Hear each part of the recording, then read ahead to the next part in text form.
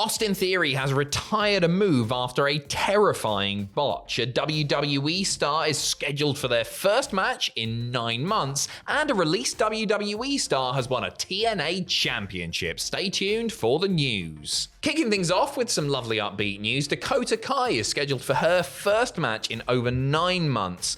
So on Friday's SmackDown, just in case you missed it, she was assaulted, seemingly by Damage Control, but that wasn't shown on camera, so make your own minds up there. She was assisted by General Manager Nick Aldis, and it was eventually set up that Dakota Kai is going to have her first match back on next week's SmackDown, this coming Friday SmackDown. She's going to be teaming with Bayley, taking on the Kabuki Warriors with Io Sky at ringside. Kabuki Warriors still your women's tag team champions. Yep, of course. This remains to be seen whether Dakota Kai is telling the truth. This is it.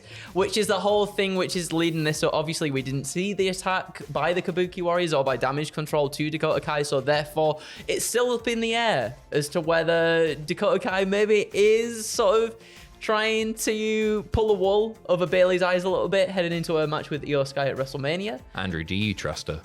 I trust her. Do you? I actually think trust I do her. as well. Because this almost feels as though they're too much on the nose a little bit about this whole thing happening. Like we didn't see the attack and we're like, I don't know what's going on here. I think because Bayley's also a little bit sort of like, I'm not sure if I trust you too much, Dakota Kai. I think it leads into a nice babyface moment because it's still a 3-on-2 advantage there with Damage Control. And I feel like Dakota Kai is on the right side of things. I agree. I agree with you. I trust you, Dakota Kai.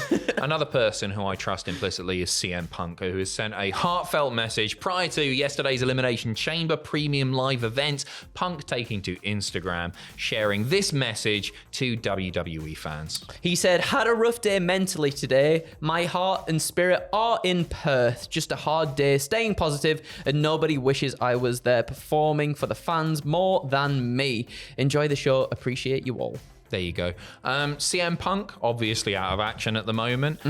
I think it'd be a shame not to see him at WrestleMania in some capacity. I think he'd be a great addition to the commentary team for Seth versus Drew McIntyre. He's got beef with both men. Maybe he gets a little bit involved. Maybe you don't want to see that at WrestleMania. I'm not sure. I think it's the stare down afterwards. I feel like Punk is phenomenal on commentary. We've seen him on commentary before in WWE, like during his WWE time when he was out with injury too, just being there and adding a lot of fun to the proceedings as well. We saw it at the WrestleMania XL sort of pre-show, not pre-show, but you know what I mean. Yeah, the press thing, the kickoff, sorry, or whatever it was. I can't remember what it was called at this point. It was something. It was something along the lines. He was very fun in that aspect, and I think he could lend a lot to, as you said, just the whole commentary thing throughout the weekend there too. But I think it is the stare down afterwards.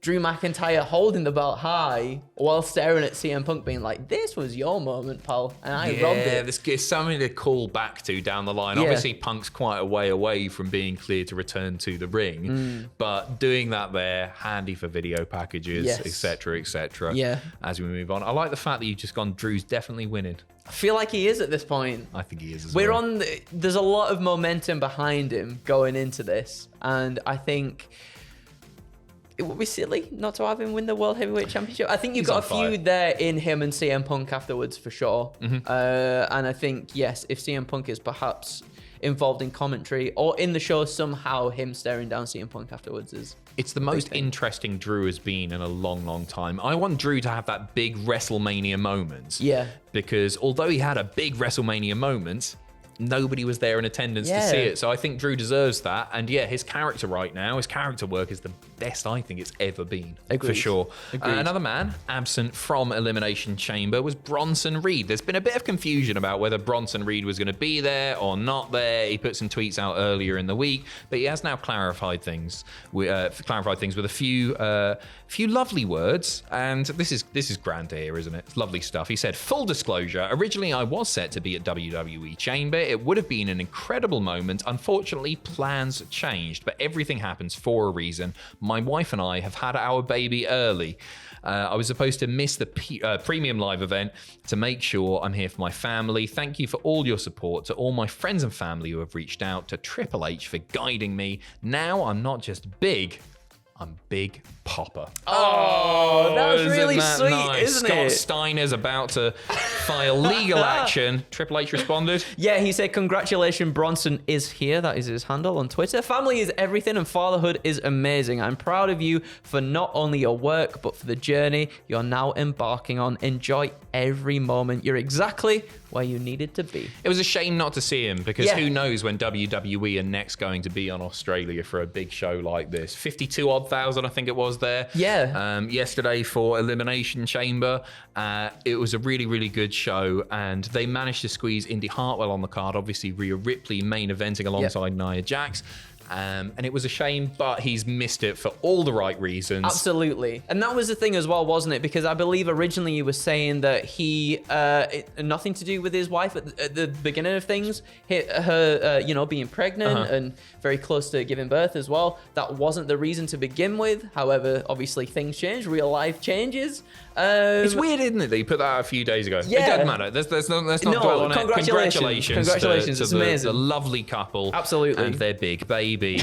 Austin Theory has retired a move after a terrifying botch. You'll remember on the January 12th edition of SmackDown, there was a match between Carmelo Hayes and Austin Theory, which was cut short following this rope-assisted... avalanche, Spanish fly. So your opponent is up, sitting on the top rope. Austin Theory comes up, jumps off, uses his legs into sort of an assisted Spanish fly, which usually looks tremendous.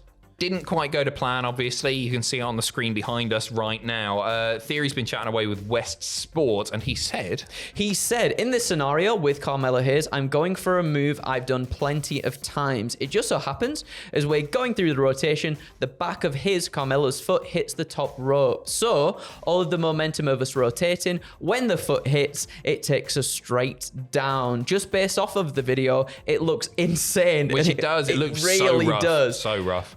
To be honest, after that, I seriously could have been paralyzed, or my career could have been done. I could have been seriously hurt, broke my neck. There's so many factors, but luckily, as we came down, I let go to catch myself, and I turned my head all the way to the left when we landed. The back of my head hit. The back of his head hit my face pretty hard.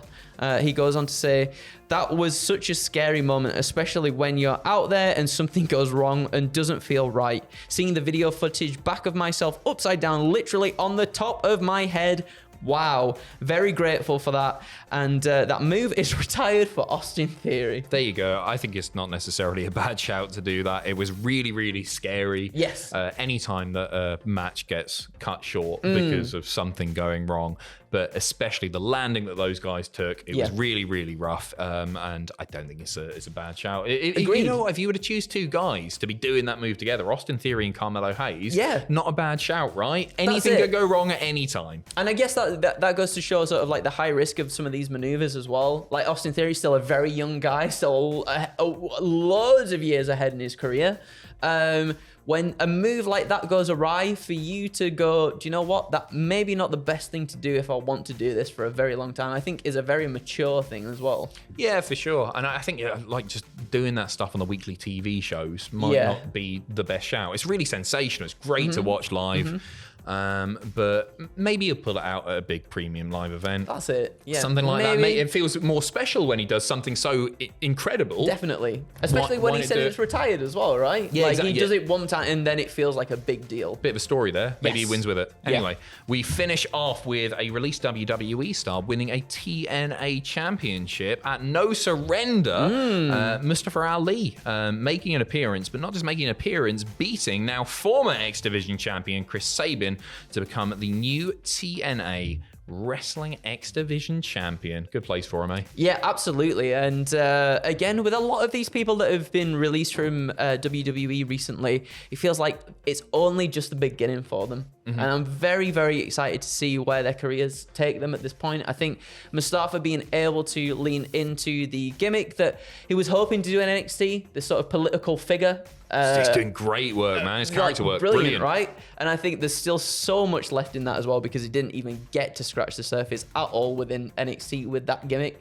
For him to go on the go into TNA, go on the Indies maybe as well, and flaunt this title, I think it's a A big deal for him. He's Very going to happy do a for him. Cody. He's going to do a Cody. He's going to go away, prove his worth, as if we all didn't realize like how brilliant he is already. But he's going to go away. He's going to win championships everywhere. It's been a weird week for released WWE stars. We've seen Dolph and Riddle pick up gold as well. Mustafa Ali, I think he's going to come back to WWE if that's what he wants to do, and make great waves there as well. Agreed. So fair play to him. Fair play to him. That is it from us. Thank you very, very much for watching. Stay tuned. More great content coming your way. Take care of yourselves. In a bit.